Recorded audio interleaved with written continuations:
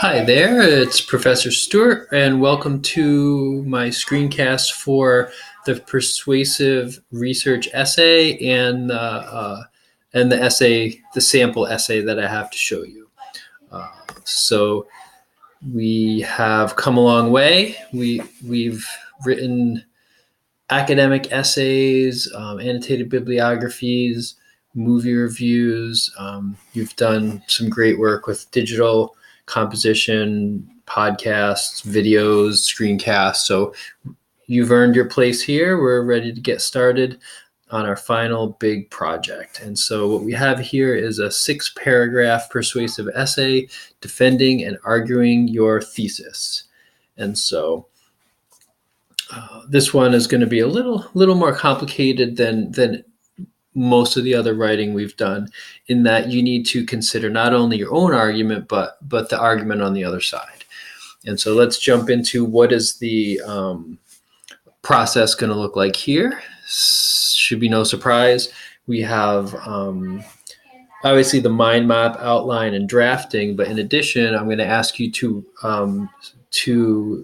contact me with your thesis proposal before you get started, because I don't want you to get started on something that's not going to match up well with this type of writing. In addition, our sample essays on e-cigarettes, so I'm also going to ask you not to present on that topic. And so let's take a look here at the format for the body paragraphs. The body paragraphs are going to be, in most cases, 4. So your first 3 body paragraphs will be your argument defending your side, and then the 4th body paragraph is going to be the opposite side. So anyone who's ever participated in a debate, you need to understand your opposition's best argument in order to present the strongest argument for your side. So in other words, 3 body paragraphs defending your side. I do also have a caveat here to avoid overused controversial topics. Again, this is another reason I ask you to send me your proposal. This is really because I want you exploring new things. I want you to share new things with me. I've read so many of these types of death penalty essays that I'm pretty tired of it, and I don't go into it with a fully open mind. I'd rather you pick something that you're just really interested and curious about. Okay, so 3 body paragraphs defending your side. Now we look at body paragraph 4. Body paragraph 4 is going to, in most cases, be a counter argument and a rebuttal. A counter argument presents the opposition view. So if you're writing about maybe you believe that plastic surgery is a good choice, then your counter argument is going to be, on the other hand, many people believe that cosmetic surgery is a bad decision, and supporting that. And so your end of that paragraph is going to be your rebuttal, where you redefend your side. While I recognize many people think that plastic surgery is not a good solution, I disagree, and the evidence supports me. Okay, so in other words, you're going to present your argument in 3 paragraphs.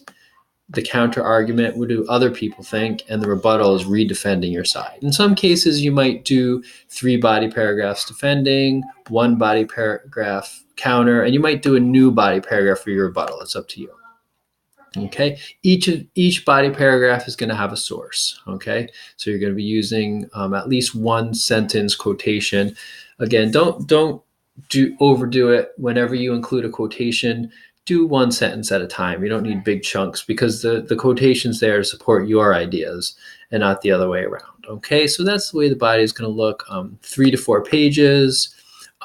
Now another new addition here is going to be asking you for 4 sources. Okay, so 2 of those can be just from the internet articles, but I'm also looking for you to use 1 CCRI database source, at least 1, and at least 1 video source. Now the video source, if you go into my MLA research screencast, you're going to see some examples of how to cite YouTube, and also the CCRI library has a great resource called Canopy, which is full of tons of documentaries and also also movies as well. And so again, you're going to have 4 total sources, at least one CCRI database, at least one video. Maybe 3 of your sources are going to be from a database. That's fine. And then, but you do need the one video as well. Okay. We went over the process, and let's run through the checklist. Again, this is my rubric I'm going to use for the final grade. And so you have your attention grabbing hook. Make sure somewhere in that first paragraph you do present that opposition, just in a sentence.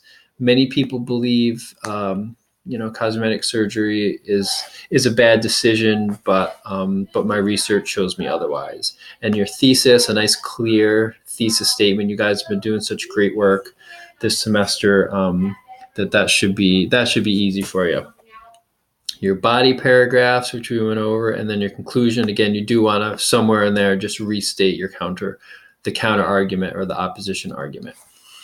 Again, 4 sources. Always use an introductory phrase for your quotation. Clear distinction between your ideas and outside sources. This is big. I want to see you in this essay. I don't just want it to be a regurgitation of facts and statistics and sources. I want it to be, your words, your ideas backed up with evidence from other sources. Okay, and then all the formatting piece, and finally the all drafts. Proposal, etc., included on time.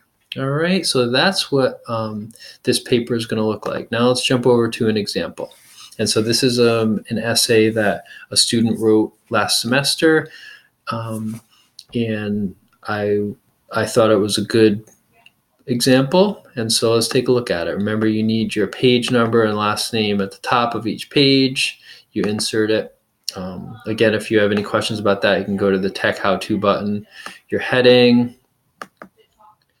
title centered, important words capitalized, and now you'll take a look here and you'll see, first of all, nice transition phrase there. Second, for example, so use those transition words, okay? Third, and what we should expect to see next is now we have 3 paragraphs supporting. Now we come to the counter argument on the other hand, okay? And now this is what other people believe. And finally, is that you have the rebuttal where you redefend your argument. They say it's a safe way. But there are still plenty of cases to show it's not safe, okay? So that's redefending, rebuttal, and then conclusion article, again, to sum up, a nice transition phrase there. The in-text citation is pretty good in this paper. Introductory phrase, quotation. Notice there's no punctuation here. It always goes after the parentheses. Maybe it's a question mark or exclamation point. You can keep that, but you do want to add a period at the end. Last name, page. If you don't have a last name, you're going to use the title of the article. So here's an example of that. And so here the student has a report called E-Cigarettes May Harm the Lungs. Page, okay? Notice quotation marks because it's an article. No punctuation here. It always goes at the end. Here's our page number. Remember, we went over in another screencast how to find the page number. Even if you're not printing, you're just going to go up to the print box here and scroll through and find your page. And finally, works cited. And there's our works cited organized alphabetically by article title or author. Here's our video. And there we have it. So I look forward to hearing your responses and reading your work.